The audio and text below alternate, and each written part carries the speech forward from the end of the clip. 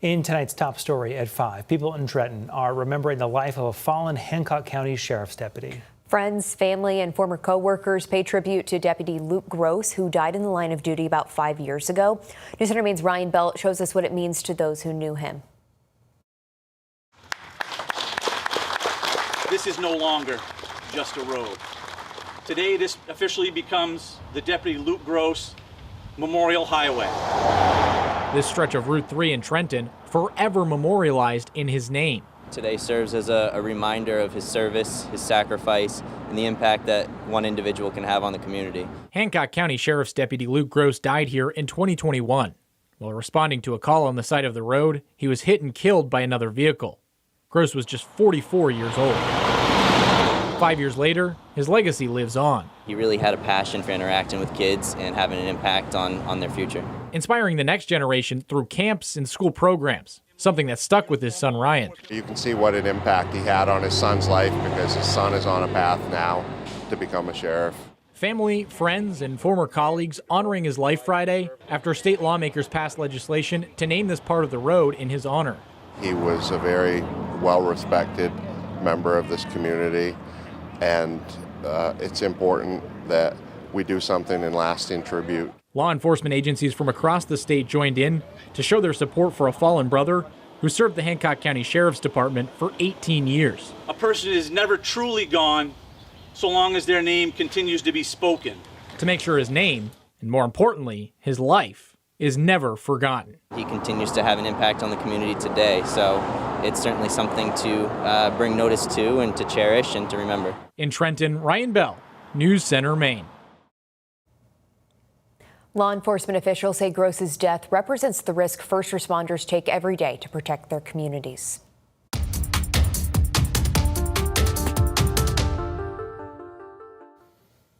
The Searsmont Strong Benefit Barbecue is happening tomorrow afternoon. The event will support those impacted by the Robbins lumber fire, where 3 people died and a dozen others were injured. Tomorrow's benefit will include a barbecue, live music, and raffles. The proceeds will help the Searsmont Fire and Rescue Departments replace the equipment that was lost in the fire, as well as support victims and their families. Organizers say their goal is $50,000. When that tragedy hit, it wasn't just Robbins Lumber, it was the whole community got hit. And we were there to help Robbins Lumber as well as the firefighters and rescue that came to aid them. They were also hit. So it's kind of a joint benefit for all 3. That benefit again tomorrow from 3 to 7. It's happening at 1430 Moody Mountain Road in Searsmont.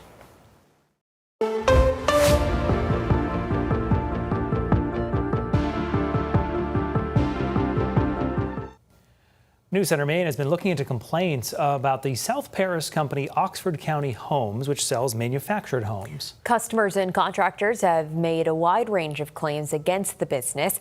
News Center Maine's Alex Haskell spoke with several of them about their experiences and joins us in the studio now with more. Hey, Alex. Hi, Bailey. Hi, Brian. So I've spoken with nearly 8 dozen customers and contractors. While their experiences vary, they all say they don't want others to go through this company to buy a home. So former customer Megan Letourneau says after months of delays, the home that arrived wasn't how she designed it. Lisa Hodgkins says after months of delays and different explanations, Oxford County Homes canceled her contract, leaving her without the home she was expecting.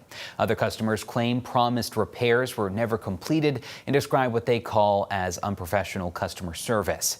News Center Maine also obtained emails from June between Oxford County Homes and its home manufacturer, Champion Homes, showing disputes over unpaid homes. In one email, Champion Homes General Manager Rich Olenhouse writes, quote, "There is zero trust in any dealings with Oxford Homes. We are considering the homes stolen." A local contractor also claims Oxford County Homes still owes her about $12,000 for work her company completed. She says they filed a mechanics lien against the property in an effort to recover the money. It is a lot of money, and I am a small business. I basically carried them all winter long, not getting any money. And then you pay me $16,700 and won't pay me any more. So the co-owner of Oxford County Homes, Alicia Berry, canceled a scheduled on-camera interview with News Center Maine. In a statement, her attorney says Berry is committed to resolving any concerns fairly and in the appropriate forum. We'll have more on this story later tonight at 6. Brian and Bailey. All right, Alex Haskell in our studio. Thank you.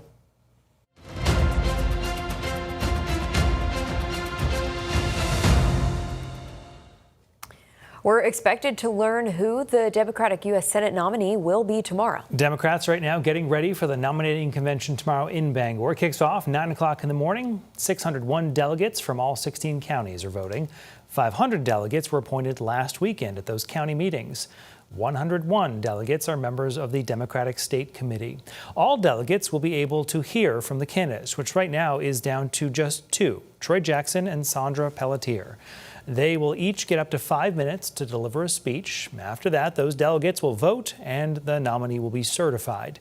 Maine Democratic Party Executive Director Devin Murphy Anderson says she believes the nominating process they have created in just a few weeks' time is fair and inclusive. That is a monumental task. It has been a huge mountain to climb, and I'm incredibly proud of the volunteers and the staff that have made that possible.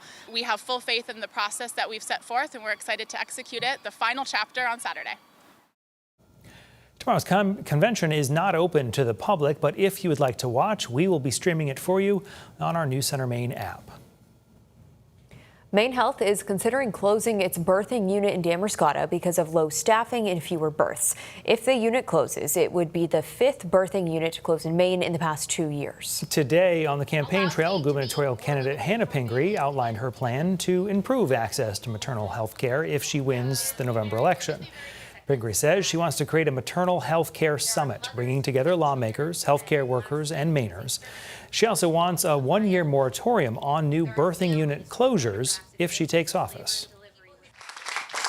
And certainly a pause will not solve this problem, but it buys us time to get this right and find real solutions, instead of losing another unit that puts Maine moms and babies at risk while we are trying to find the alternatives that will work. Maine Health says the Lincoln Hospital had 131 births last year. That's about 20 more than in 2021. According to Maine Health, the board held the first of 3 votes yesterday to determine the future of the birthing unit. The results of that vote have not yet been made public.